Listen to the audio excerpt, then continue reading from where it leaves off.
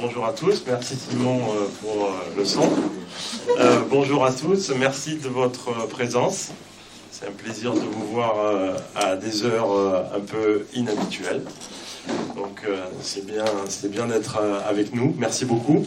On est un petit peu dans une séance inaugurale en quelque sorte du Festival des sciences et des arts.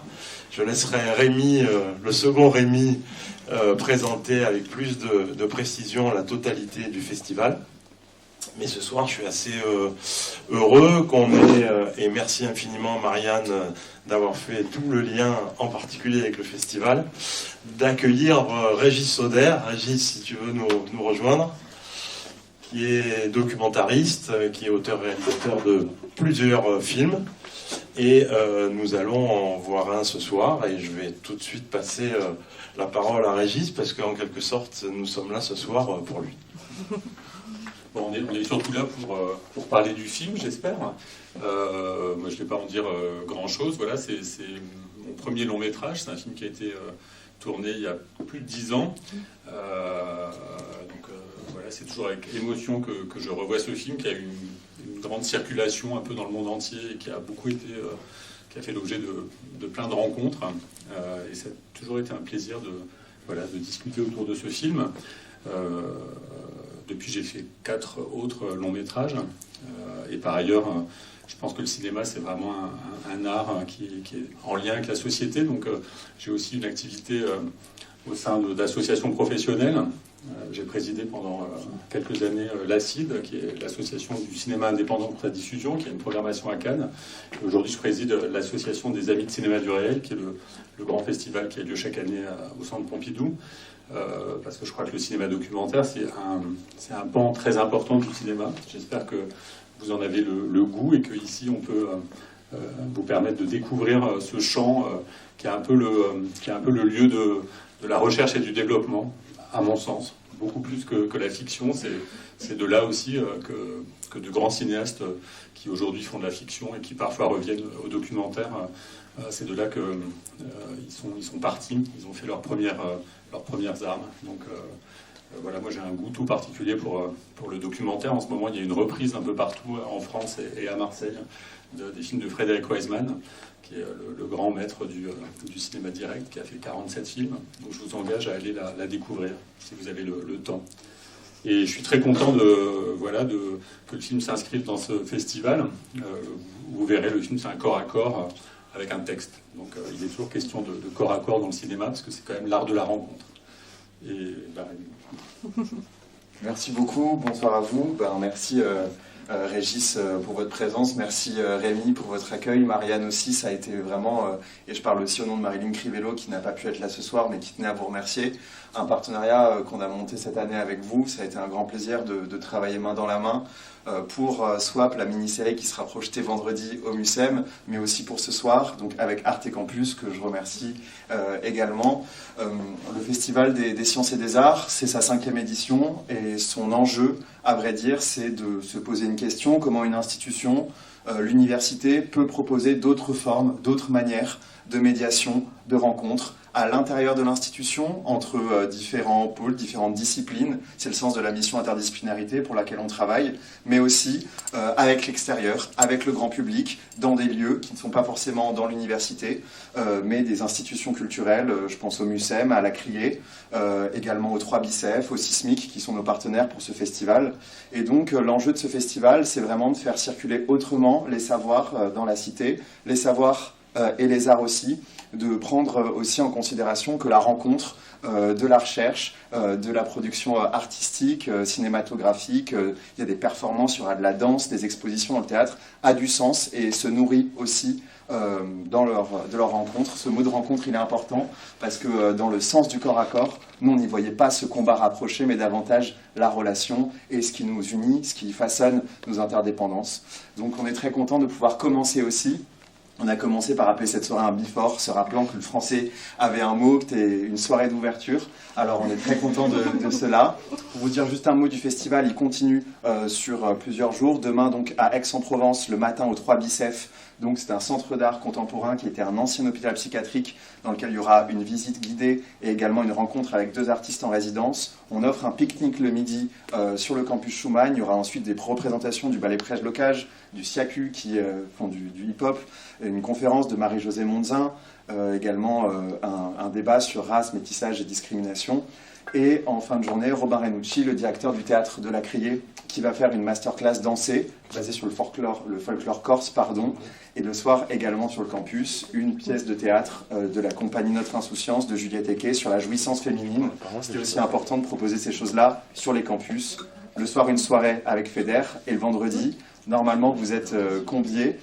Donc on se retrouvera le vendredi midi pour partager également un pique-nique sur la place d'Armes au Mucem dans ce magnifique endroit et ensuite passer cette belle journée ensemble avec la projection de vos collègues, de camarades. Je sais qu'il y en a certains qui sont là ce soir dans l'auditorium du Mucem et on est vraiment très content que de cette première discussion sur comment le thème du festival peut devenir un exercice pour vous, sa finalité ce soit une projection dans un lieu comme celui-ci. Donc merci à vous, merci encore à toutes vos équipes et Marianne en particulier. Alors moi je voulais juste du coup vous rappeler que du coup on se retrouve pour les premières années, les deuxièmes années, les L3 et les M1, on se retrouve à midi, place des Armes au Mucem vendredi pour profiter de ce pique-nique qui nous est offert et puis ensuite de la projection de SWAP. Donc pour les premières années, moi je suis en attente du thème du festival de l'année prochaine pour voir un peu la fiction dans laquelle on va vous lancer au deuxième semestre, comme ça vous projette un petit peu et puis c'est vrai que c'est l'accomplissement parce qu'on a vraiment été très accompagnés, très suivis. Lola et Rémi ont suivi toutes les étapes de fabrication de cette fiction. Ils sont venus plusieurs fois à notre rencontre et c'est un vrai plaisir de travailler avec vous. C'est une première pour nous, donc on espère que ça va se renouveler. Voilà. Merci Marianne. Puis, bonne projection, on va lancer. Merci.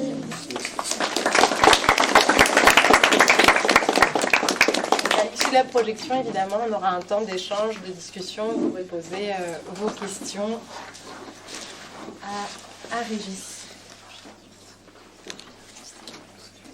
Est-ce qu'il y a quelqu'un qui veut bien éteindre la lumière sur le côté de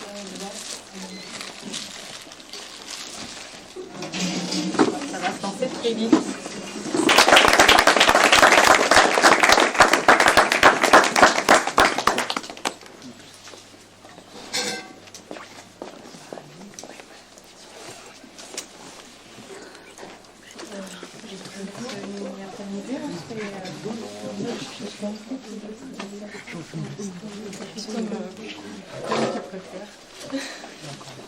Alors c'est vrai qu'on est des micros, mais vous nous entendez? C'est vrai qu'on a prévu la sonorisation, mais on peut échanger voilà, comme ça, tout simplement.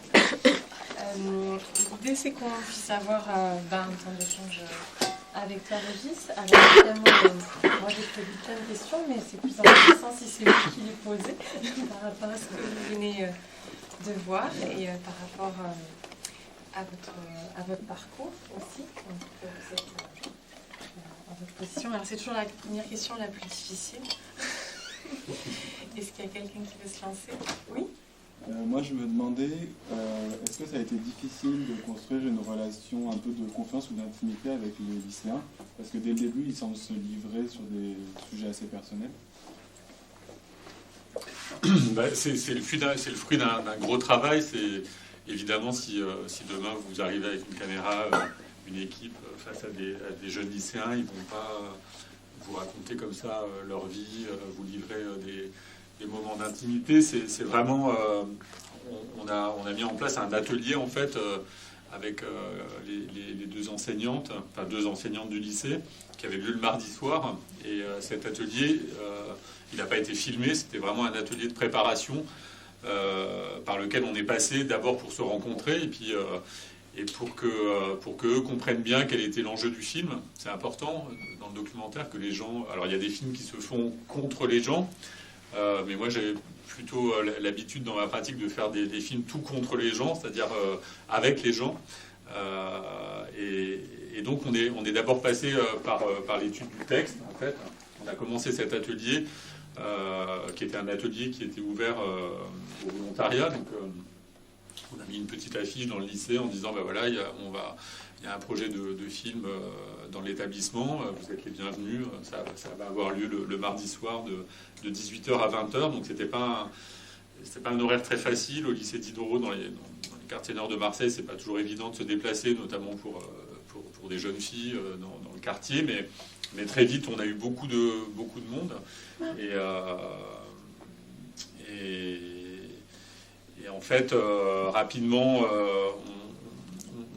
on a commencé à travailler. Donc là les moins motivés ont disparu et on est resté avec un petit groupe, d'une part qui avait envie d'une expérience de cinéma et qui avait envie aussi de la découverte de ce texte, qui est un texte qui est étudié, qui à l'époque était au programme des épreuves du baccalauréat de français. Et donc on a commencé vraiment dans la mise en bouche du texte. Et très vite, il y a quelque chose d'une évidence que ce texte parle d'eux, indépendamment du fait qu'il a été écrit au XVIIe siècle et qu'on parle de la cour d'Henri II. C'est l'histoire d'une jeune fille de 17 ans qui est traversée par une histoire d'amour, par un conflit de loyauté, par le rapport aux parents. Et en fait, on a commencé le tournage, donc c'est 1 an de tournage. Donc la question de la confiance, en fait, tout ce qui a à voir avec vraiment le rapport d'intimité qui est présent tout au long du film, on l'a vraiment tourné à la fin. En fait, on a commencé par tourner toute la dimension de jeu, la dimension très ludique, qui est la dimension jouée dans le lycée. Et à partir de là, c'est un travail aussi de reconnaissance. On se voyait tous les mardis. Puis après, il y a eu le voyage à Paris au mois de février. Donc là aussi, c'est un moment où on partage des choses. Moi, je savais au bout d'un moment, je savais tout de leur vie, quoi. Je savais l'essentiel parce que évidemment, il y avait des moments, on travaillait aussi parfois le week-end. Il y avait donc très vite, les choses se ressentent. Et après, dans une deuxième partie de l'année, j'ai mis en place un planning comme ça de rendez-vous où je leur avais dit, voilà, maintenant, dans cette deuxième partie de l'année, il y aura tel week-end, tel week-end, tel week-end qui seront dédiés au tournage. À vous de me solliciter, de me convoquer dans les lieux qui sont les vôtres. Donc ça va être le parc pour Albert et Sarah, par exemple, autour de la maison d'Aurore. Donc des lieux qui sont le petit champ entre les 2 bars pour Armel et Wafa. Et pour moi, c'était très important que ce film se construise dans le territoire qui était le leur, le territoire où ils échangent aussi leur intimité. Et à ce moment-là, tout pouvait se dire. C'est-à-dire qu'ils avaient conscience que le thème qui traverse le film, c'est la question de l'aveu. Sarah, elle dit à un moment, avouer, mais avouer quoi ? À cet âge-là, on a plein de choses à avouer, mais à qui on les avoue, comment on les avoue, c'est un vrai... tout ça est toujours question de... et là, c'est une question de mise en scène dans le film. Donc, par exemple, je prends l'exemple d'Albert, qui à un moment livre son homosexualité, son rapport avec ce garçon qu'il aime à Paris. Et moi, je lui ai jamais dit j'aimerais que tu parles de ça. À un moment, pour lui, ça a été une évidence de le dire, d'en faire un enjeu de récit dans le film. Et donc, moi, je l'ai accueilli comme j'ai pu accueillir le moment de récit de Manel qui raconte l'histoire de ses premières règles, comment c'est perçu dans sa famille. Tout ça, c'est évidemment des choses... moi, j'arrivais pas avec des questions, quoi. On a vécu une expérience partagée. Moi, souvent, quand je présente le cinéma documentaire dans des ateliers ou des moments comme ça de partage, vraiment, le film documentaire, c'est un espace à nul autre pareil où il y a une parole qui peut s'énoncer et qui, d'habitude, ne s'énonce pas ailleurs. C'est pour ça qu'on fait des films. Si on fait des films où on entend des choses qu'on a déjà entendues 1000 fois, ça n'a pas d'intérêt, même si là, c'est des choses qu'on a pu entendre ailleurs. Elles sont énoncées avec beaucoup de sincérité. Et pour eux, il y a cette notion d'aveu qui est très présente. Et du coup, voilà, c'est vraiment une question de maturité aussi et évidemment d'une relation de confiance, parce que je pense qu'ils savaient qu'on n'allait pas se trahir, qu'on était là pour construire quelque chose autour de ce texte, et que l'enjeu, c'était de montrer que eux aussi vivaient des affres comme pouvait les traverser la princesse de Clèves, et qu'à un moment, ils avaient le droit de dire des choses. Et souvent, pour compléter, aurait pu craindre justement, qu'allait dire leur famille. Et l'idée, c'était qu'on disait toujours qu'on faisait un film, quoi. Donc dans un film, moi dans le documentaire, la question de la vérité m'importe peu, c'est-à-dire que si on me ment, et avec sincérité et beaucoup d'aplomb, je trouve ça aussi bien que si on me dit la vérité. C'est-à-dire que je ne cherche pas à la question de la vérité. C'est-à-dire que évidemment, c'est un regard sur le monde, c'est un regard sur cette génération, sur ce moment-là. Et il est très juste. Après on me dise quelque chose de vrai ou de pas vrai, je m'en fous, quoi. Donc je leur disais, mais si vous êtes embêté avec ce que vous dites dans le film, vous direz que c'est du jeu, quoi, que c'est du cinéma, que tout n'est pas... voilà, c'est une histoire, quoi.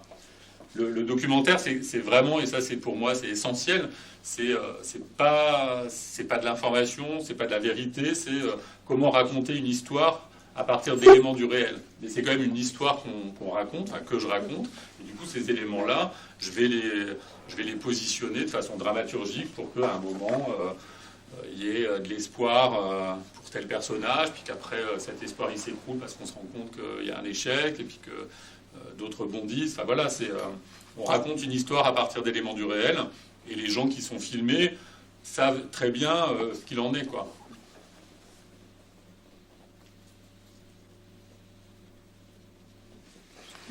Si c'est pas clair, vous me dites. Hein.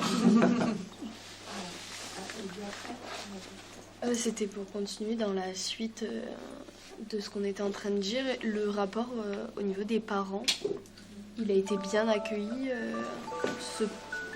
ce projet-là, ou ça a été plus compliqué pour certains? Tous les parents ne sont pas dans le film, donc on peut imaginer qu'il y a des parents qui n'ont pas souhaité participer au film. Néanmoins, c'était vraiment un projet de classe qui était soutenu par un dispositif, j'ai oublié le nom, mais ça devait être lycéen et apprenti à l'époque, ça s'appelait comme ça. Donc il y avait ce voyage à Paris, il y avait la construction du film, il y avait quelque chose d'une expérience un peu exceptionnelle, quoi, qu'allaient vivre ces étudiants, enfin, ces élèves.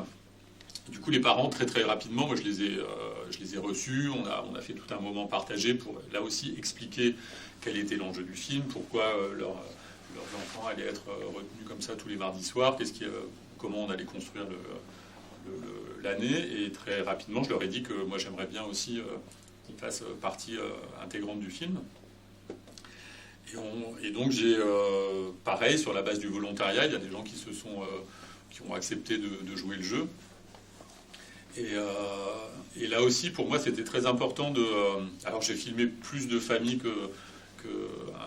un montage, c'est toujours, vous le savez, hein, ceux qui sont en montage et les autres aussi, c'est toujours un choix. Donc là, ce qui pour moi était important, c'était là aussi que moi je sois pas quelqu'un qui arrive avec une espèce de vision surplombante de voilà, c'est quoi la famille dans les quartiers nord, moi je sais, et puis j'essaie de savoir, de voir qu'est-ce qu'ils vont me dire, et puis de poser des questions. Moi, ce qui m'a apporté, c'était vraiment qu'on ait un objet transitionnel qu'on partage. Alors avec les étudiants, c'était tout le texte de La Princesse de Clèves. Avec les parents, c'était pas tout le texte parce qu'il s'agissait pas de les faire travailler, mais par contre, j'ai construit la rencontre sur la base du monologue de Madame de Chartres, donc qui est la mère de La Princesse de Clèves. Et ce monologue, il dit, on l'entend dans le film, vous êtes au bord du précipice et vous allez céder à la passion. Et en gros, et donc je partais de ce texte qu'on lisait avec les parents, et à partir de là, je leur disais, alors, qu'est-ce que ça vous évoque? Et moi, évidemment, j'ai pas de filles, mais j'ai des enfants. J'ai des amis qui ont des filles, et évidemment les principes d'éducation de Madame de Chartres, je pensais pas qu'ils allaient recevoir un tel écho, c'est-à-dire que je pensais pas que les parents allaient me dire mais elle a tout à fait raison, nous c'est exactement comme ça qu'on élève nos filles, et c'est ça qui est intéressant, c'est de voir à quel point ce texte-là, il a vraiment une lecture complètement moderne, alors sans juger de la légitimité pour le père de Mona, par exemple. Néanmoins, on voit bien à quel point ça rencontre quelque chose de l'expérience de ses parents, ça rencontre quelque chose de l'expérience de ces jeunes filles, de Abou, qui arrive à se projeter dans le Prince de Clèves, quand Chakirina se projette dans le Duc de Nemours. Donc Donc voilà, ça s'est construit comme ça. Et puis pour moi, ce qui était important aussi, je finis sur les parents, c'était que eux me proposent leur mise en scène. C'est-à-dire que moi, je leur disais, bah voilà, on vient, c'est un dimanche, ça va se passer chez vous. Et je leur disais pas, vous allez vous habiller comme ça, on va se mettre là. On était avec une équipe légère, avec peu de lumière, donc les gens nous accueillaient comme ils avaient envie de nous accueillir. Et il se trouve qu'on a trois figures familiales. On a la famille monoparentale, la mère seule qui élève Aurore. On a les parents d'Abou, avec cette maman qui est très prolixe, et ce père comme ça silencieux, et à l'inverse, la famille de Mona, où c'est le père qui prend le récit, et la maman de Mona qui s'était habillée, qui s'était endimanchée, qui avait sorti son plus beau voile, et cette mise en scène-là, il nous la proposait, quoi. Et pour moi, c'était très important de montrer comment cette réception-là de l'institution cinéma, ou comment eux nous recevaient, quoi. Et après, c'est vraiment à partir du texte que l'échange se construisait. Et on voit bien d'ailleurs, la mère d'Aurore, elle dit, mais cette mère, non, moi je ne vais pas dire comme ça. Enfin, il y avait vraiment un dialogue, et ça c'était assez fort, quoi, quand on écrit un film, l'écriture documentaire, c'est pas comme de la fiction, donc, mais néanmoins il y a un scénario documentaire, et c'est un scénario qui se base sur des hypothèses. On fait des hypothèses et après on les valide ou pas au moment du tournage. Et là, l'hypothèse c'était que voilà, la rencontre allait fonctionner avec les parents, avec les élèves. On allait pouvoir naviguer du texte aux paroles des élèves, et parfois essayer de tenter justement par le montage parfois on se demande si c'est le texte ou si c'est eux ou si c'est leurs mots, tellement certains mots de la princesse de Clèves, je pense à Mona notamment, qui on le voit avec une famille quand même assez stricte et tout. Donc moi, elle me racontait toute sa vie. Je savais qu'elle arrivait toujours avec un sac où elle avait ses bottes blanches en cuir, qu'elle se déchaussait à l'entrée du lycée. Enfin bon, c'était une autre quand elle était dans l'enceinte du lycée et quand elle était à l'extérieur. Et elle était très amoureuse. Elle pouvait absolument rien en dire. Et donc elle avait vraiment pris les mots de la princesse de Clèves pour elle, quoi. Et quand elle interprétait le texte, c'était assez fascinant de voir à quel point elle avait conçu, ça parlait pour elle, quoi. Alors il y avait ici. Oui. Moi je voulais rebondir sur ce que vous disiez tout à l'heure, au moment où vous avez dit que vous n'attendez pas forcément du documentaire une forme de vérité, mais du coup, quelles sont les particularités que vous allez chercher dans cette forme et qui vous amènent à la privilégier plutôt que la fiction, par exemple? Les particularités, c'est qu'il y a une forme de subjectivité, c'est-à-dire que c'est pas comme ça que, par exemple, c'est pas la réalité du lycée Diderot. Je ne peux pas dire voilà comment ça se passe au lycée Diderot. C'est une interprétation d'un moment de vie, d'un moment dans ce lycée. Tous les étudiants ne sont pas comme ça. Donc la réalité, mais néanmoins par contre, ça offre un regard sur le réel. C'est-à-dire qu'évidemment, encore une fois, ce qui m'importe, c'est la sincérité. C'est pas tellement et évidemment, c'est pas l'information. Je préfère que Armel dise en gros, j'en ai marre qu'on nous prenne pour des cons. On a le droit d'étudier des textes de la même manière que d'autres élèves plus privilégiés ont accès à des textes classiques. Pourquoi nous, on n'y aurait pas accès? Parce qu'on est en zone d'éducation prioritaire. C'est une certaine façon de parler des injustices du système scolaire, enfin de la discrimination, mais sans que ce soit sur une grille de on va vous livrer une information. Je livre pas d'information, mais à mon sens, c'est beaucoup plus instructif qu'un reportage avec des données sur la discrimination scolaire. Là, on voit bien que cette discrimination, elle est à l'œuvre. Quand on les voit aussi éloquents sur le texte et après se vautrer au moment du bac blanc, ça raconte que, en effet, à ces endroits-là, ils ont besoin de plus de temps que l'exercice qui leur est demandé, qui pour certains est un exercice facile parce qu'ils sont dans une famille où tout le monde a eu le bac, où c'est juste, c'est pas un moment particulier de la vie parce que c'est juste normal. Là, on voit bien c'est très intéressant parce que tous les ans, enfin en tout cas à une certaine époque, maintenant comme ça a un peu changé, le bac c'est plus le cas, mais pendant longtemps, au mois de juin, il y avait dans les journaux télévisés, il y avait le sujet sur les résultats du bac avec les gens qui crient et tout ça. Ça n'a aucun intérêt, tout le monde s'en fout.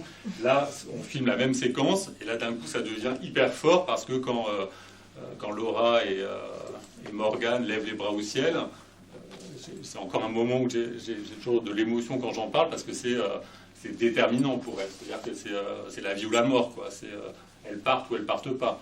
Donc, inscrit dans un récit, c'est pas une information, mais c'est un moment, voilà. Et je pense que moi, j'ai rarement eu cette émotion dans une fiction. C'est-à-dire que j'ai rarement cru aussi autant qu'à ce moment-là. C'est-à-dire que là, on est vraiment face à deux jeunes filles qui jouent leur destin, dont on perçoit qu'elles ont envie de partir. Et donc, ça s'inscrit dans un récit et ça prend toute sa force. Je ne sais pas si je réponds bien à votre question, mais... Sur la fiction, ça peut... Ouais, sur la fiction, Au choix du document. il y a des choses qu'on peut... moi, je travaille sur un projet de fiction, là. Il y a des choses qu'on peut aborder par le documentaire et d'autres pas. Et je pense qu'il y a des choses qu'on aborde mieux par le documentaire que par la fiction. Et inversement, il y a des choses qu'on aborde plus facilement par la fiction. Merci. Alors, il y avait Julie qui avait une question. Moi, ma question, c'est quand on fait du documentaire, qu'on arrive surtout dans des endroits où il y a moins d'argent, moins de moyens, etc. La discrimination, tout ça, quand on arrive avec ces grosses équipes en qualité de réalisateur, avec des ambitions cinématographiques, comment on fait pour pas tomber ou pour pas faire ressentir un espèce de voyeurisme, c'est peut-être un peu fort, mais de dissection un peu scientifique d'une catégorie de personnes. Bah là, en l'occurrence, c'est un territoire qui est énormément travaillé par le cinéma. Oui. Je parle des quartiers nord de Marseille, dans une représentation qui est généralement stigmatisante, toujours. Oui, voilà, et moi, j'ai le sentiment d'offrir un autre regard. Donc, je crois que d'une part, les gens que je filme le ressentent. Donc, il y a quelque chose de cette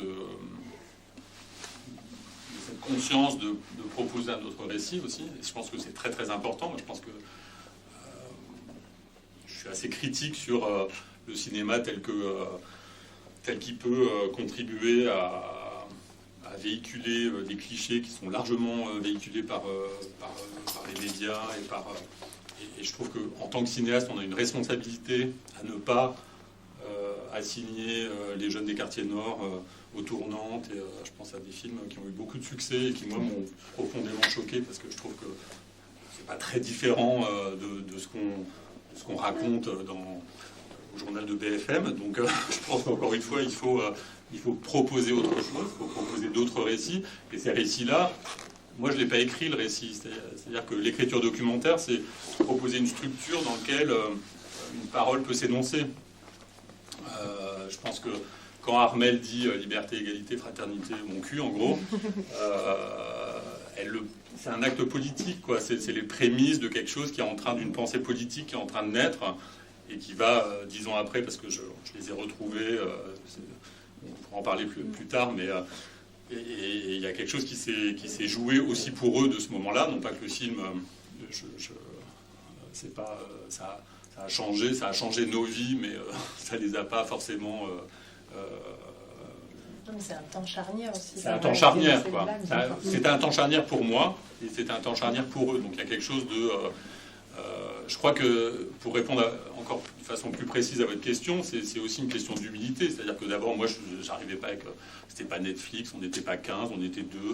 On a fait ce film à 2, quoi. Donc il n'y avait pas cette dimension. Néanmoins, c'est quand même le cinéma. C'est quand même. J'ai été payé pour faire le film. Je crois que c'est aussi cette capacité de dire à l'autre, bah voilà, il y a un espace de pensée. Moi, vraiment, je le vis comme ça. Et cet espace de pensée, il faut se l'approprier. Parce que si les autres se l'approprient à votre place, si c'est les autres qui produisent les récits, ça donne des films où la drogue, les tournantes, et et puis ce qu'on voit depuis des années sur les quartiers nord, et la violence. Or, il y a vraiment autre chose. C'est beaucoup plus complexe que ça. Je ne nie pas qu'il y a des phénomènes de violence, mais ça, c'est beaucoup mis en récit. C'est un peu à l'écœurement. Je veux dire, moi, j'en peux plus, des films comme ça. Je trouve qu'on a autre chose à dire aujourd'hui. Mais j'ai l'impression, du coup, dans ta posture, pardon, j'interviens, mais t'es pas dans une démarche d'aller prendre, mais plutôt d'accueillir. En fait. Oui, c'est d'accueillir la parole, de te laisser surprendre cet espace et de pas venir chercher et te poser une question pour avoir quelque chose que tu as déjà présupposé et que tu veux qu'on te délivre. Tu viens pas le... c'est ça, puis ce film, je l'ai fait dans un moment, alors c'est un moment politique aussi, il se trouve que ce film, je l'ai fait parce que ma femme a enseigné pendant 15 ans dans ce lycée, donc je connaissais les élèves, je connaissais, ces histoires, je les connaissais, donc il y a quelque chose qu'on avait envie de construire ensemble pour justement montrer que... contrairement à ce que disait Nicolas Sarkozy à l'époque, on n'a pas besoin d'étudier la princesse de Clèves parce que ça sert à rien en gros, et qu'on était déjà dans un glissement quand même de la discrimination totale. L'éducation nationale, c'est quand même un gros mécanisme de discrimination sociale qui est à l'œuvre depuis des années, malgré des petits dispositifs comme ça et là, où on a... c'est quand même... c'est quelque chose qui a été beaucoup étudié, hein, c'est pas moi qui le livre comme ça... Et je pense que c'était important de montrer que néanmoins cette rencontre elle avait lieu et que ces jeunes-là ils avaient plein de choses à dire, et il y a quelque chose de très contemporain dans leur rapport encore une fois à leur conscience aussi sociale, quoi, et puis à leur façon de parler. Alors moi j'ai accompagné le film partout, et puis il y a beaucoup de gens qui me disaient mais ah bon, mais c'est des comédiens, vous avez écrit les textes, comment ça se fait qu'ils s'expriment aussi bien? C'est-à-dire que les gens avaient quand même une vision, parce que c'était des gamins des quartiers nord, ils ne pensaient pas que les enfants des quartiers nord pouvaient s'exprimer comme ça. C'est-à-dire qu'on en est là aujourd'hui de la question de la représentation aussi, de juste montrer des gens qui peuvent s'exprimer comme tout à chacun, comme vous, comme moi. Et encore une fois, c'est comment ça se met en place qui est important. Moi, c'est une question, justement, vous l'avez abordée juste avant, savoir si vous avez eu contact à nouveau et si ils sont devenus. J'ai fait un film qui a été coproduit par Arte, qui est sorti en salle en 2023, qui s'appelle En nous, et où j'ai retrouvé un peu plus de 10 ans après ces jeunes-là, pas juste pour donner des nouvelles, mais justement pour travailler sur la question des distances, qui sont les distances du temps, mais aussi les distances géographiques et les distances sociales, parce qu'il y en a qui sont partis loin, qui se sont installés en dehors de Marseille, il y en a d'autres qui sont restés à Marseille, il y en a qui ont fait un voyage social énorme, parce que partant de là, ils sont devenus, ils ont fait une thèse, ils sont docteurs, et d'autres qui sont allés très loin, mais qui socialement sont restés dans une grande précarité. Et donc le film permet, tout en convoquant à nouveau ce lieu, parce que Emmanuelle, qui est une des deux enseignantes, elle est toujours au lycée Diderot, donc elle parle, on la voit montrer, parce que ce film-là, c'est un film qui a beaucoup été utilisé par les profs de français. Donc on la voit rentrer dans le lycée et montrer des extraits, travailler les extraits autour du texte. Et puis petit à petit, on va retrouver ces personnages. Il y a pas mal d'extraits de Nous, Princesse de Clèves, et puis on les retrouve 10 ans après. Et donc ils ont des parcours très différents, mais ils sont... le film montre encore des gens qui ont une grande conscience aussi de leur place sociale. Et c'est des gens qui ont, pour beaucoup, je pense à Armel, on fait le choix du service public, avec des engagements qui sont nourris aussi par l'expérience du lycée, de dispositifs dont elle a pu profiter aussi, et qui ont conscience aujourd'hui que ce que eux ont pu faire, quelques générations plus tard, c'est beaucoup plus compliqué. C'est-à-dire qu'aujourd'hui, s'émanciper avec Parcoursup, ça devient de plus en plus compliqué.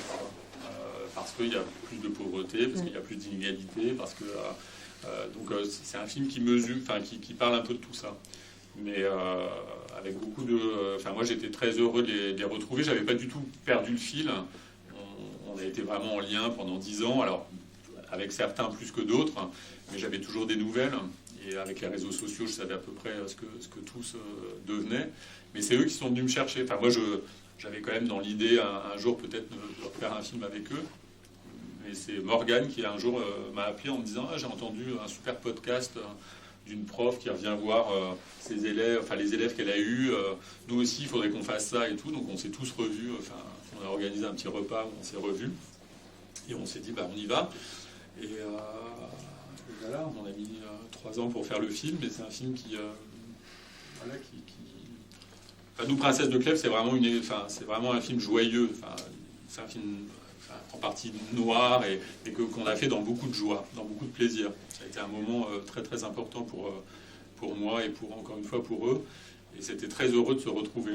Et en se retrouvant, ils avaient une longueur d'avance aussi sur ce qu'on pouvait faire ensemble. C'est-à-dire qu'ils avaient déjà expérimenté la dimension de personnage documentaire. Et là, ils avaient pleinement conscience, ils avaient des choses à dire. Pour certains, c'était vraiment...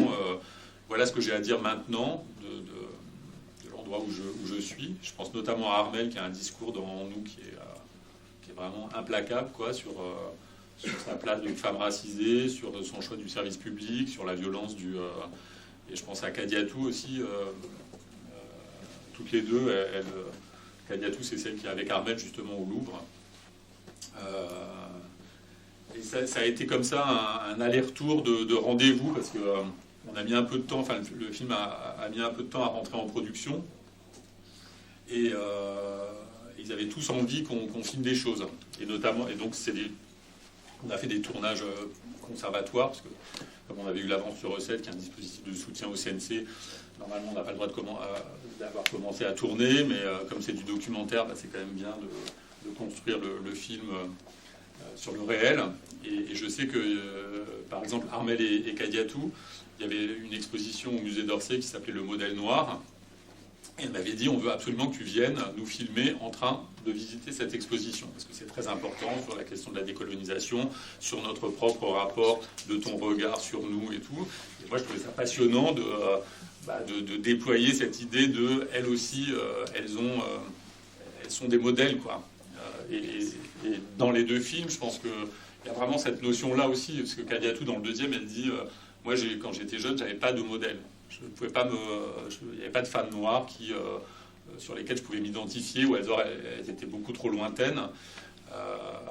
Et elle, dans le film, je trouve qu'elle a vraiment cette dimension d'exemplarité. D'ailleurs, elle est venue, il y a toute une séquence où elle vient dans le lycée rencontrer les lycéens d'aujourd'hui. Et c'est super drôle parce qu'on avait organisé, c'est pas dans le film, mais je vous le raconte, on avait organisé une visite du lycée où le groupe, la classe dans laquelle on intervenait, lui faisait faire le tour du lycée parce que le lycée a été rénové, donc il ne ressemble plus au lycée d'antan. Et ils sont fascinés par elle, d'abord parce qu'elle est absolument magnifique et très impressionnante, et donc en plus elle en avait, elle n'avait pas, il n'y était pas allé de main morte sur sa tenue, donc elle était assez spectaculaire. Et on a fait cette visite, on a tourné cette visite, et on avait vraiment l'impression que c'était Michelle Obama qui venait visiter le lycée Diderot. Ils étaient tous là, complètement fascinés.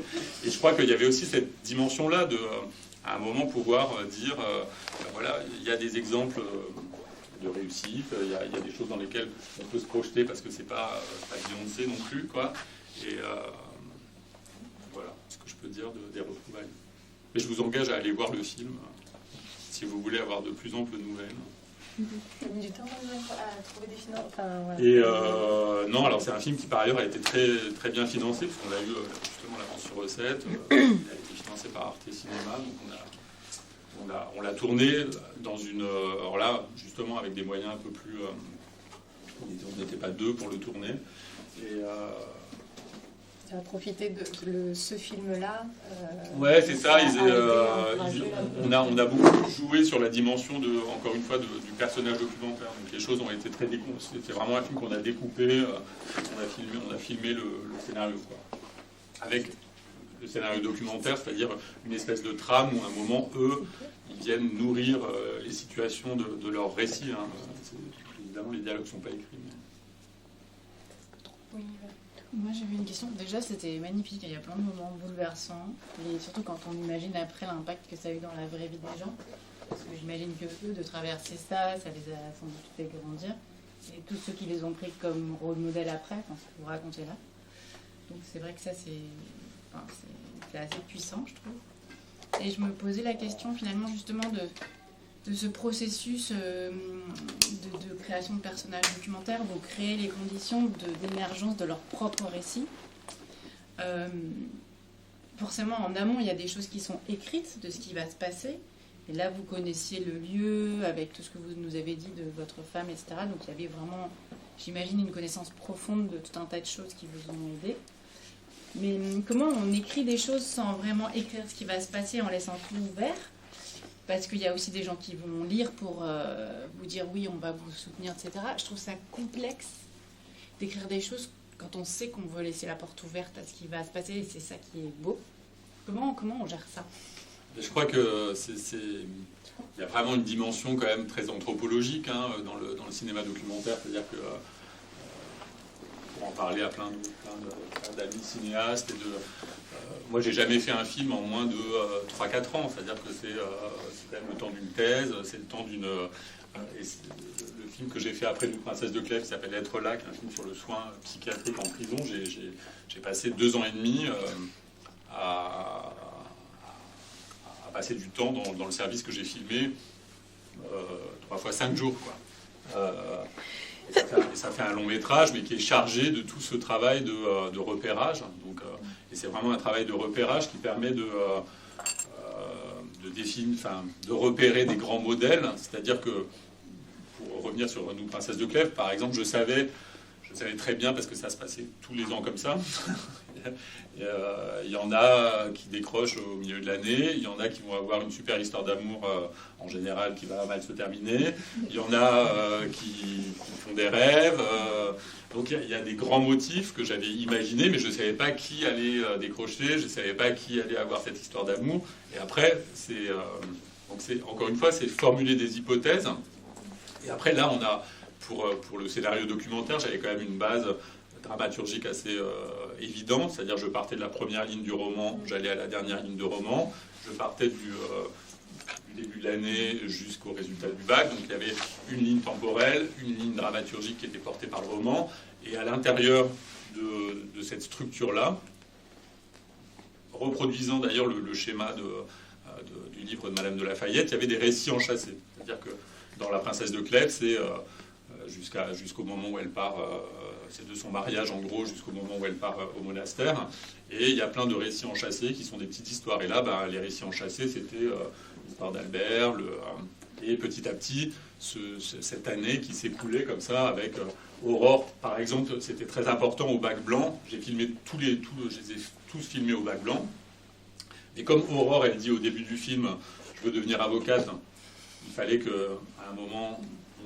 on perçoive qu'elle décroche, donc on le perçoit dans 2 séquences. C'est le moment où sa mère lui dit je comprends pas, elle lit son bulletin 0, 0, 0, et le bac blanc où on voit que... Sauf que le bac blanc, nous on est chargé de toute l'histoire, enfin le spectateur, c'est comme en fiction, c'est-à-dire que le spectateur il sait des choses que les personnages ne savent pas, c'est-à-dire que quand elle arrive au bac blanc, tout le monde vit cette séquence. Je veux dire, je l'ai projeté devant, je pense, des centaines de profs qui à chaque fois sont traumatisés par cette séquence, parce que c'est vrai que la prof, elle paraît super méchante, mais en fait, le spectateur, il est chargé de toute la détresse d'Aurore. Donc quand elle arrive avec son petit classeur, qu'elle se plante comme ça, on a envie de la tuer, la prof. Sauf que la prof, elle fait juste son métier, quoi. Elle voit une fille qui ne sait même pas c'est quoi l'objet d'étude. Sauf que nous, on sait très bien que si elle est dans cet état-là, c'est que c'était lourd derrière, quoi. Et c'est ça la dramaturgie. Et dans la fiction comme dans le documentaire, alors ça c'est de l'écriture au montage, pour revenir sur l'écriture de ce qu'on ne sait pas, c'est vraiment poser le cadre, c'est vraiment poser une ligne avec des grands rendez-vous dont on sait qu'on va passer par là, et après c'est le réel qui vient infuser là, et c'est comment on le regarde, c'est vraiment savoir qu'est-ce qu'on regarde.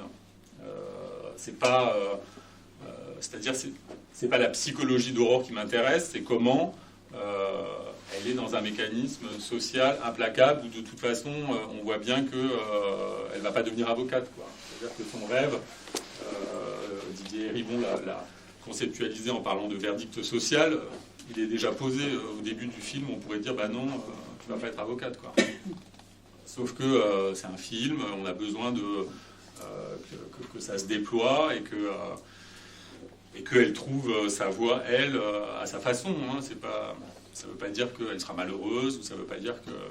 Mais c'est en ça que ça nous informe sur le réel. C'est-à-dire que des horreurs, il y en a plein. Enfin, et ces personnages-là, on les rencontre, quoi. Ils sont proches de nous, plus ou moins. Moi, j'avais une question sur le processus de montage, du coup, parce que comme tu le tournes sur une année, forcément, tu peux revoir les rushs. Est-ce qu'il y a un processus de début de montage en cours de tournage, où il y a vraiment eu un peu du dérochage, mais de l'attente d'avoir toute la matière? Parce que j'imagine qu'il y a, sur une année, il y a aussi beaucoup de rushs, beaucoup de matière, donc pour la traiter, ouais. Pour trier. Non, moi je suis très angoissé du rush, justement. J'aime bien découvrir toute la matière, j'aime bien me dire qu'à un moment c'est fini, quoi. C'est-à-dire que j'aime pas me dire ah bah tiens, il me manque ça, je vais tourner ça. J'ai le sentiment qu'un film c'est comme on a son plan de travail avec une matière et que le film est là, quoi. Et qu'à un moment il s'agit de le trouver, et là le montage est allé assez vite parce que néanmoins on était justement quand même pas mal guidé par l'écriture qui était assez poussée.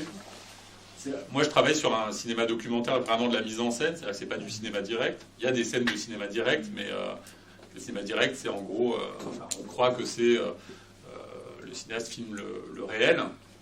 C'est jamais tout à fait ça, parce qu'encore une fois, même Wiseman, il a beaucoup repéré, il choisit son axe, donc le réel, c'est quand même ce qu'il décide de vous montrer. Néanmoins, là, il y a beaucoup de scènes qui sont mises en scène. C'est-à-dire que le dialogue entre les deux copines, c'est placé, et d'un coup, comme il y a cette confiance et la possibilité que la parole s'énonce, il y a quelque chose d'essentiel et de sincère qui se raconte entre Wafa et Manel. Mais c'est pas, je suis pas un guichet de la NPE et je filme pas ce qui est en train de se passer, quoi. Tout est mis en scène, quand même. Avec des espèces d'incursions dans, par exemple, le voyage à Paris. Je suis le voyage, quoi. Donc c'est plus, ça se rapproche plus du cinéma direct. Mais ils savent que je suis là, ils savent pourquoi on est là. Donc il y a quelque chose de, on a tous conscience de ce qu'on est en train de raconter. Je ne sais pas si j'ai tout à fait répondu à votre question, mais comment on fait pour écrire? On connaît, on sait, on livre pas ce que les gens vont nous dire, mais on sait à peu près. On connaît les grands motifs, quoi. Donc ça, on peut les décrire de la même manière que d'un point de vue anthropologique, quand on connaît un terrain, on peut décrire les différents personnages, leur rôle, leur fonction sociale, du coup leur position. Dans le festival Corps à Corps, c'est très important le corps, justement. Comment le corps s'exprime, comment tout ce qui se joue dans cette visite au Louvre ou par exemple dans la visite à la Bibliothèque nationale de France, là, la rencontre entre Châtelain, qui est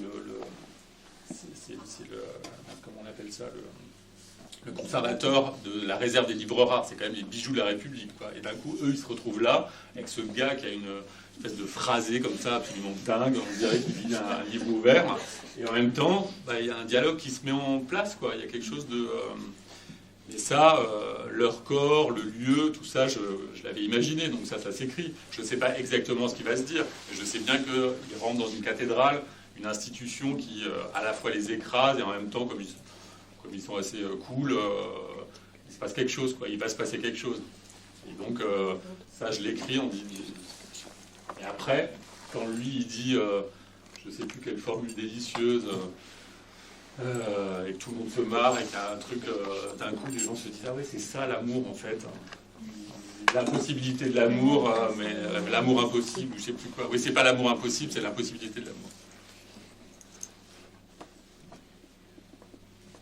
Et justement, moi j'avais l'impression que comme tu pars du texte, il y a il y a Princesse de Clèves, et puis du coup il y a ces corps qui arrivent, et le film du coup il est sur la parole, et il y a une omniprésence du coup de cette parole et du texte, etc. Moi, j'ai l'impression que du coup l'image est du coup très portée sur leur visage, les portraits, un peu le visage comme paysage, et qu'on peut se laisser, et que l'image est relativement simple, mais qu'elle permet d'accueillir en tant que spectateur cette parole, et on vient aller chercher, décoder tous ces petits types de mouvements de visage qui vont... il y a vraiment ce rapport comme ça, corps, texte, visage, qui est très présent dans tous les cadres, et dans quelque chose de finalement un peu long, un peu simple, pour laisser l'écoute pouvoir se faire. Je sais pas si vous avez... Ça, ce choix du cadre, il est vraiment venu, il s'est imposé.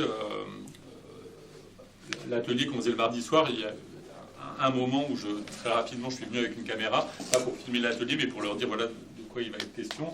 Et ils sont tous passés devant la caméra me dire une phrase, quoi. Et là, j'avais pas de preneur de son, donc j'avais juste un petit micro. Puis pour avoir bien le son, je m'étais rapproché d'eux. Et Aurore est venue, et elle a dit cette phrase qu'on entend à la fin, où elle dit quand on est vraiment amoureux, je sais pas quoi, il n'y a plus de limite. Et ça, je l'ai regardé. Ça, c'est des images que j'ai regardées avant d'entamer le tournage.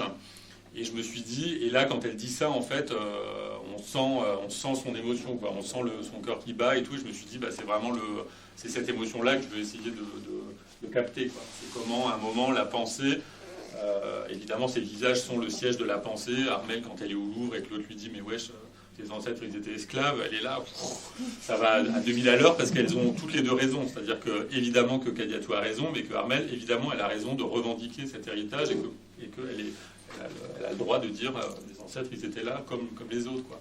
C'est pas l'une qui a tort et l'autre qui a raison. Et du coup, cette pensée, cette espèce de réflexion, c'est ça, le visage, c'est le paysage du film. Et en nous, c'est vraiment c'est ça qui est fort d'ailleurs quand on monte les extraits. Et j'ai vraiment fait un zoom arrière parce que pour moi, c'était très important d'inscrire leur corps dans la géographie des espaces sociaux dans lesquels ils étaient aujourd'hui, et pour mesurer cette distance, justement. Mais c'est vrai que pour celui-ci, c'est très... Moi, je trouve fou ce cadre d'interview où, justement, il y a elle qui est vraiment en gros plan et qui, finalement, ne parle pas, et au fond... Mais ça, c'est un miracle, cette séquence sans Pierre-Alain Mathieu, avec qui je travaille depuis des années, et qui est mon collègue de toujours, sans son intuition de dire on va mettre un petit chops entre les deux, chose que j'avais absolument pas imaginé. C'était cuit, quoi. Et s'il n'avait pas fait ça, on n'entendait pas Kadiatou. Et en fait, très vite, moi je m'étais dit Kadiatou, elle fait un peu décor, parce que là c'était le moment d'Armelle. Et en fait, très vite, elle prend la parole, et c'est vraiment ces petites choses de son, se dire en fait, le son va créer cette espèce de profondeur de chant et de profondeur d'échange et tout, et c'était évidemment génial. Et c'est pour ça que même à deux, c'est un travail d'équipe, et que c'est toujours important de se dire le son, c'est le cadre, mais c'est aussi le hors-champ, et c'est aussi la profondeur de champ, c'est pas que de l'image, quoi, c'est aussi du son. Nous, ici, on a tendance à dire que une belle image ne vient jamais compenser un mauvais son, mais qu'un bon son peut toujours compenser une mauvaise image. Surtout sur ce type de... Ouais. Et c'est vrai que là, c'était aussi la fatigue, on tournait beaucoup la journée, puis on était dans une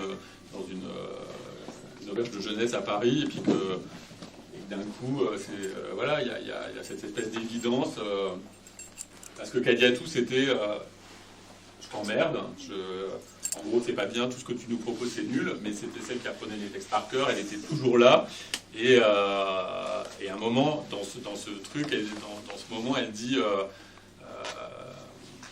c'est notre condition. Enfin, c'est vraiment, c'est-à-dire qu'elle utilise tous les mots de l'école, qu'elle s'approprie, Et c'est ça qui est très fort, tout en marquant son refus, son sens critique, déjà, encore une fois, une pensée qui est déjà très très construite, quoi, et qui est le fruit de l'expérience aussi de leur expérience sociale dans ce lycée-là, dans ce quartier-là. Ça avait été compliqué de convaincre, du coup, de trouver les films de ce premier film. Ça reste un premier film. Ouais, ça c'était.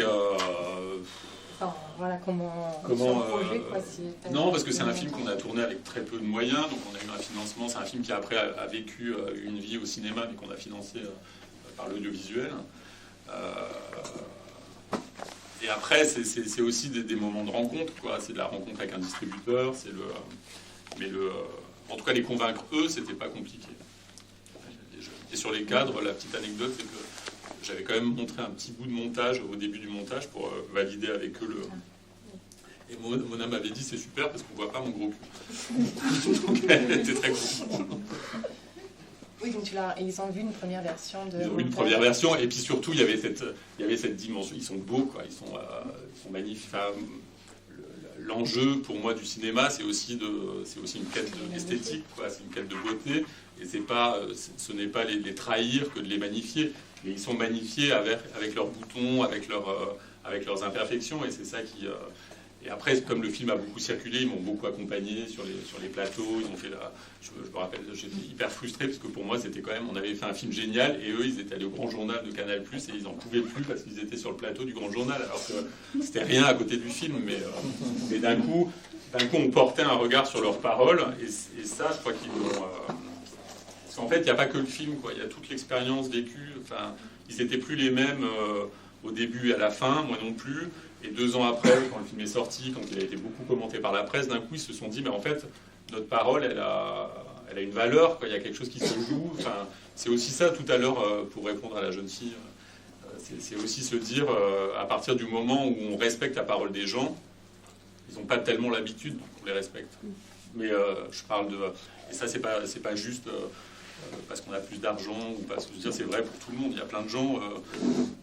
on ne respecte pas la parole, les femmes, les minorités, et travailler sur cette idée qu'il y a un espace pour cette parole-là, quelle qu'elle soit, c'est comme ça qu'on gagne la confiance. Oui, moi je voulais...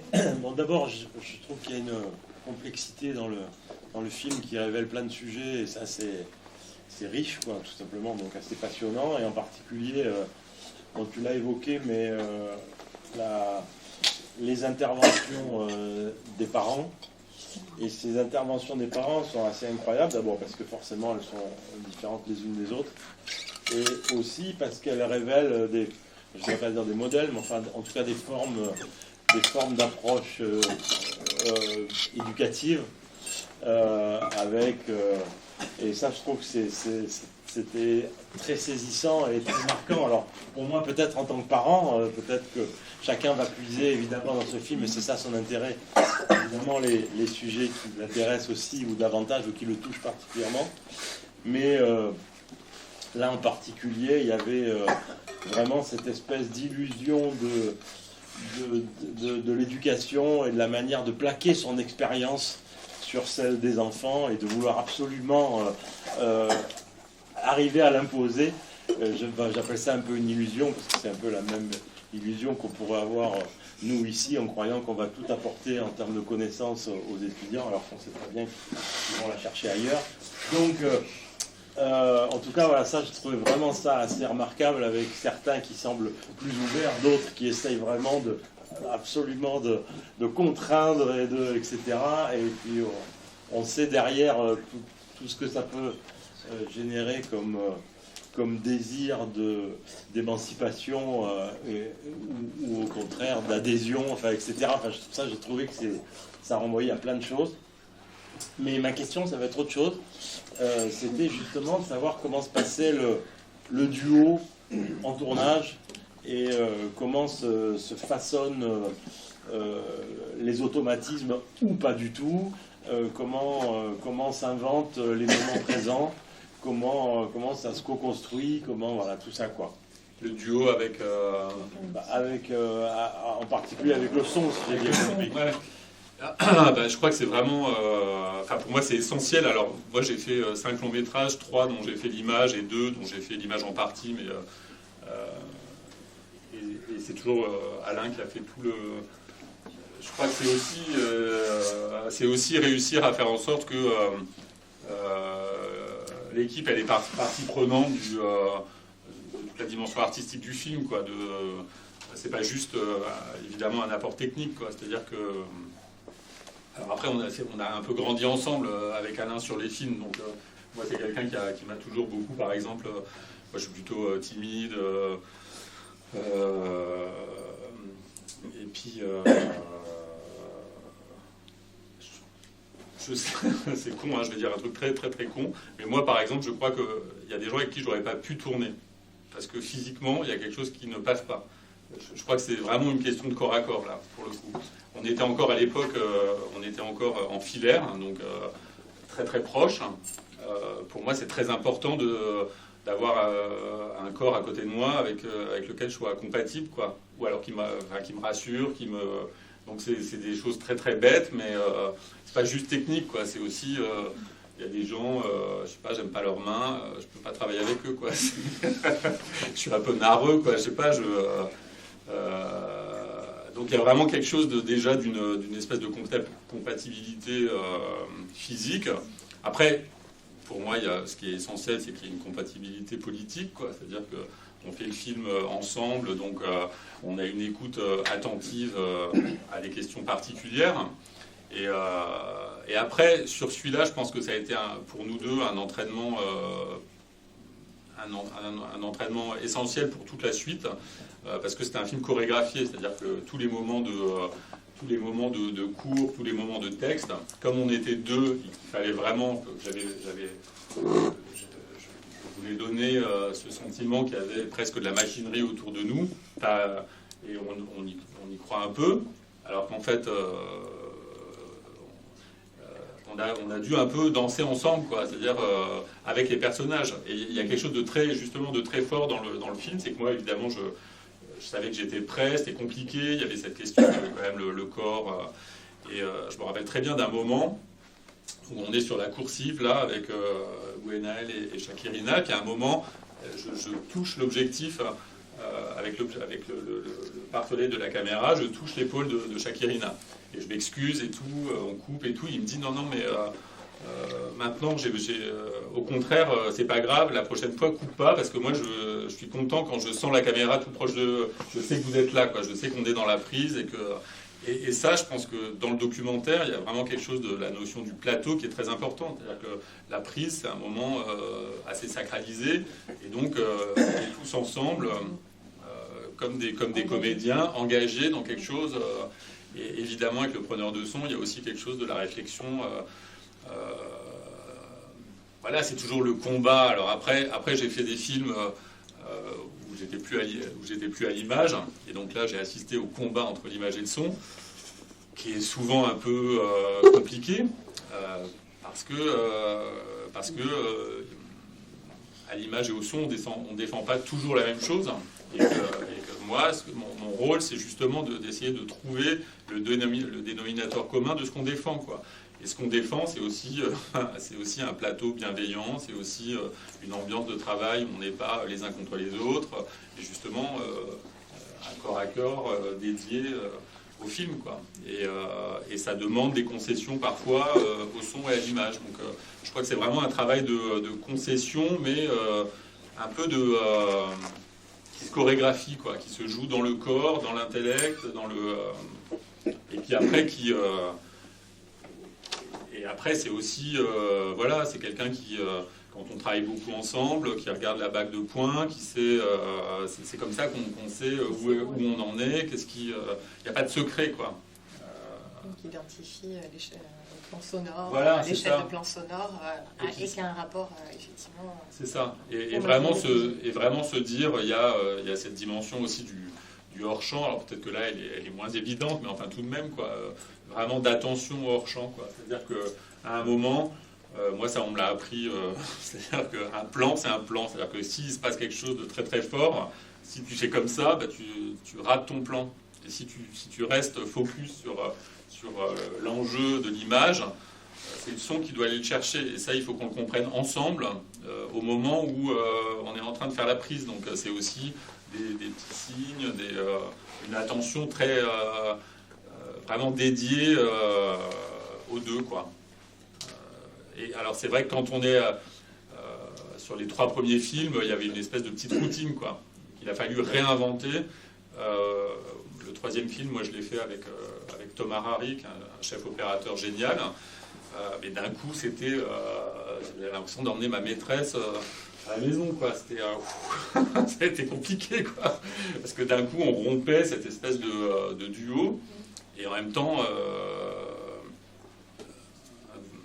on a appris à 3, quoi, aussi. C'est aussi une façon de se dire comment, qu'est-ce qui se passe, on va faire le même film, quoi. Et c'est un film qui ressemble vraiment au précédent. Et c'est ça l'enjeu de la réalisation et de la mise en scène, quoi. Voilà ce que je peux dire. Alors après, c'est vrai que c'est assez passionnant, mais je vois l'heure aussi, donc on va peut-être prendre 2 dernières questions. Oui, puis vous me dites, parce que moi, quand je suis parti, après, c'était des heures. Très agréable. Rémi, ouais. Merci. J'ai une question notamment sur la manière dont il a fallu peut-être gérer un groupe également, puisque là on parlait d'individus, de singularité, et comment est-ce qu'en même temps on arrive à tenir un même groupe solidaire uni, qui est un groupe classe, pour qu'au fil du tournage, ce groupe reste plus ou moins solidaire et que la manière dont certaines personnes sont plus à l'aise que d'autres dans le tournage ou arrivent plus à se livrer, comme vous disiez, que d'autres, ce groupe reste quand même uni. Est-ce que vous avez fait attention à ça, et si oui, comment ?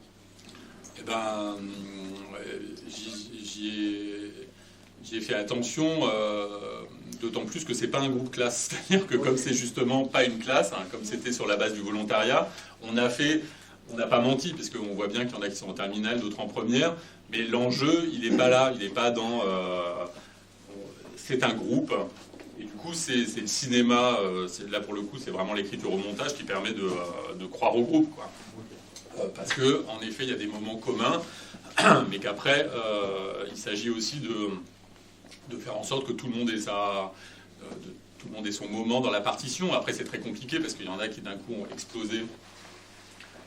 Il n'y a pas eu de casting, les choses se sont imposées par elles-mêmes. C'est-à-dire que c'était beaucoup de travail, parce qu'il fallait apprendre tous les textes, il fallait vraiment s'investir à des moments où on a d'autres choses à faire.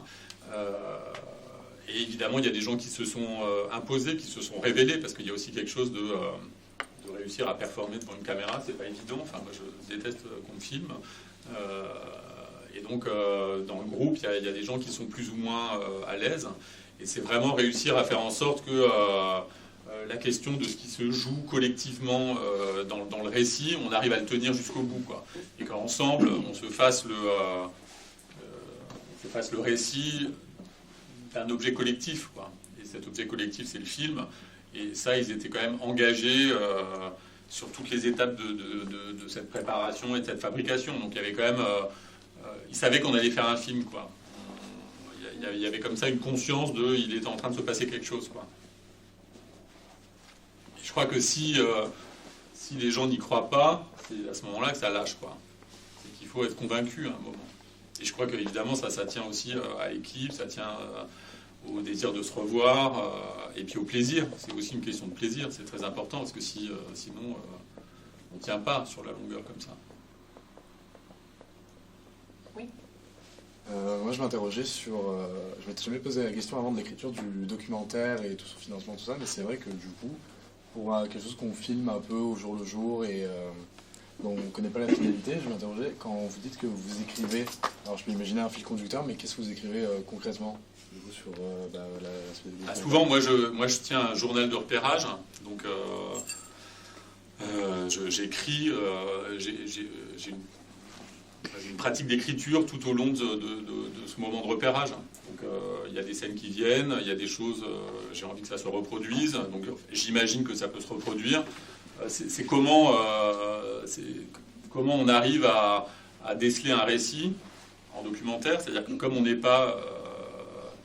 après, si on filme un événement, parce que le documentaire c'est vaste, Encore une fois, moi je travaille sur un documentaire de la mise en scène, donc je travaille sur la dramaturgie, quoi. Il y a une histoire, un début, une fin.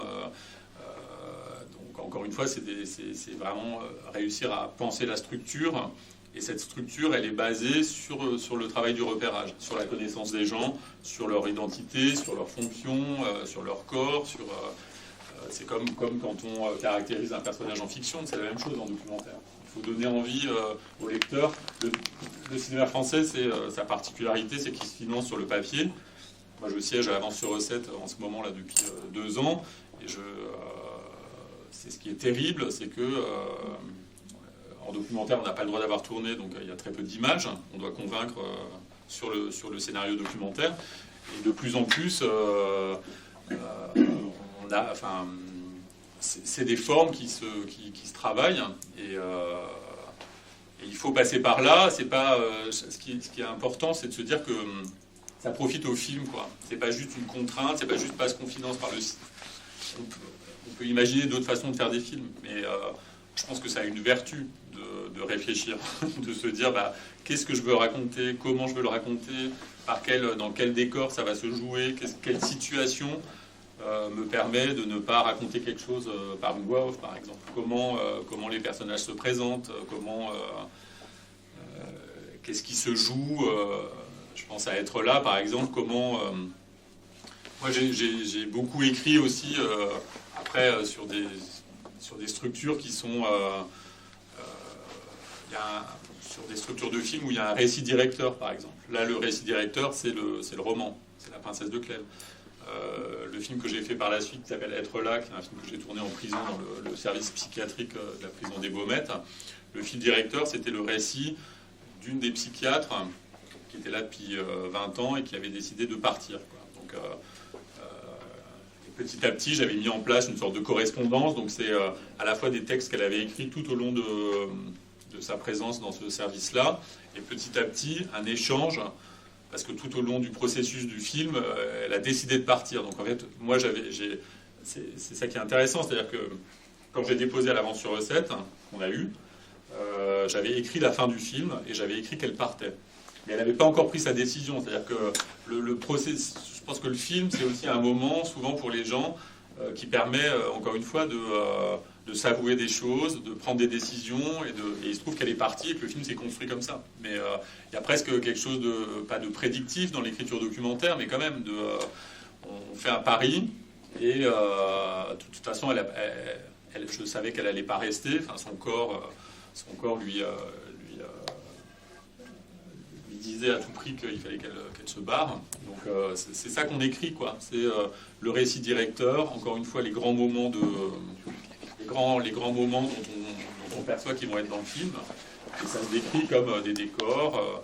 Qu'est-ce qui peut s'imaginer comme dialogue? Pas de dialogue, hein, mais parfois du style indirect, quand c'est des choses qu'on a déjà entendues et qui vont être répétées dans le film. Mais ça, vous avez plein d'exemples de scénarios documentaires sur la scénariothèque du CNC. Donc vous pouvez les trouver. Enfin, il y a des... alors, je ne sais pas si en ligne, dans la maison des auteurs de la SCAM, il y a aussi toute une scénariothèque avec des exemples d'écriture documentaire.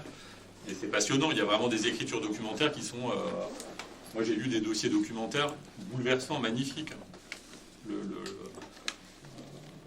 Voilà, ça va et ça n'a jamais la même forme. C'est ça qui est intéressant, c'est que par exemple Mimi, qui est un film de Claire Simon sur une militante du planning familial, qui est une espèce de petit chemin comme ça par étapes.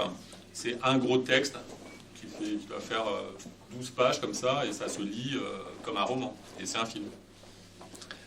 Il y a plein d'exemples comme ça. Les films de Marie Dumora, par exemple, qui est une cinéaste documentaire qui a beaucoup filmé... dans l'est de la France, c'est des romans, quoi.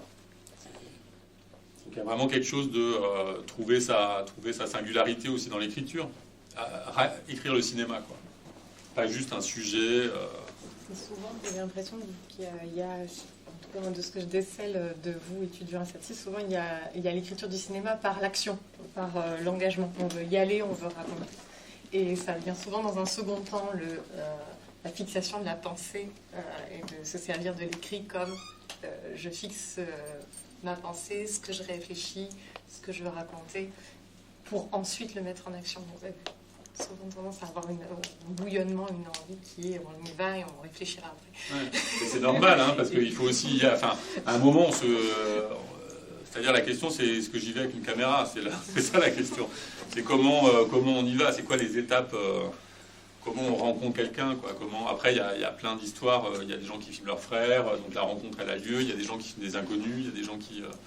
Moi, je travaille beaucoup sur la base d'ateliers, un travail préparatif qui permet à un moment d'accélérer les choses.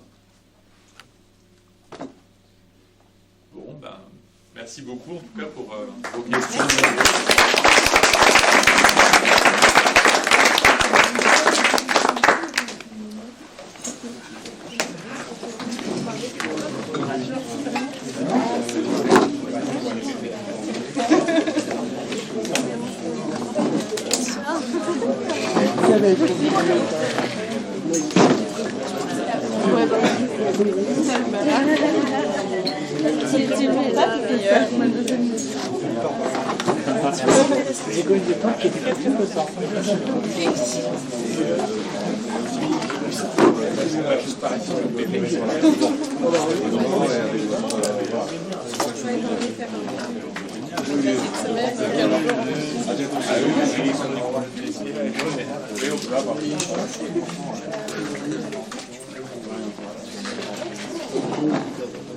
Dis-moi.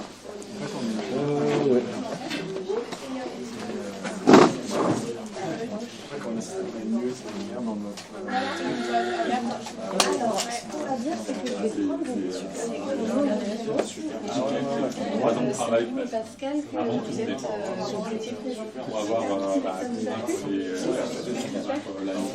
réussi à trouver Marianne, va me permettre de se tourner. C'était prévu. Il n'y a pas de souci. C'est bien. Magnifique. Vous êtes en extérieur?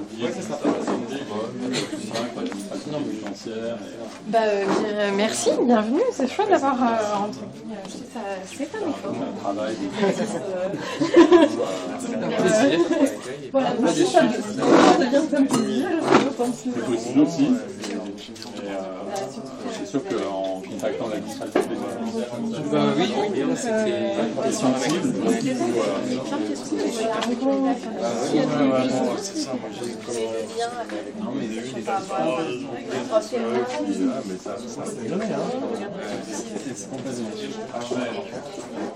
merci.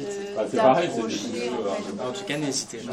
J'ai promis un mail à Pascal et c'est Pascal et Cédric, ça suffit. Documentaire. Ça va. Vous savez qu'on est engagé. On est ici. Oui. on les approche. Merci beaucoup. Merci à vous.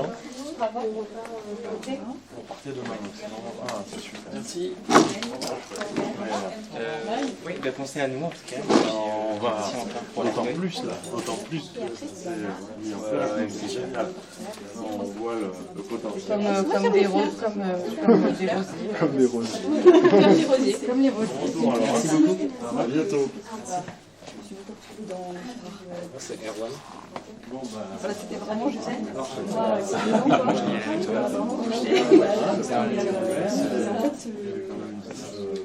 C'est parti d'un podcast.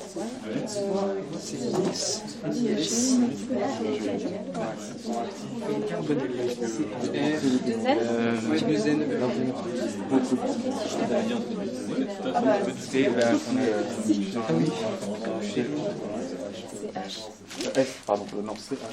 Je crois que c'est pardon, oui. C'était bon.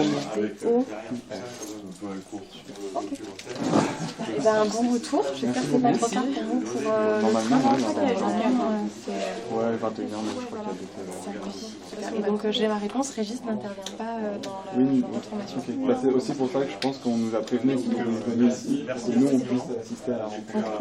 C'est vrai qu'en plus,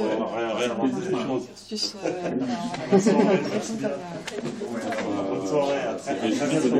Attaché par la salut des verts, donc la 2S au début. ouais. orange.fr. Moi, du coup, on en a déjà fait quelques choses comme ça, de contact téléphone. Je suis venue ici, je vous raconterai un peu je vous raconterai les questions. Super. Ah oui, merci beaucoup. Donc, ouais. Merci. Merci.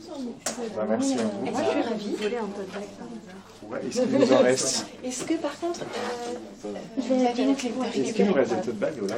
je sais pas, non. Le master de D'accord, on va D'accord, on va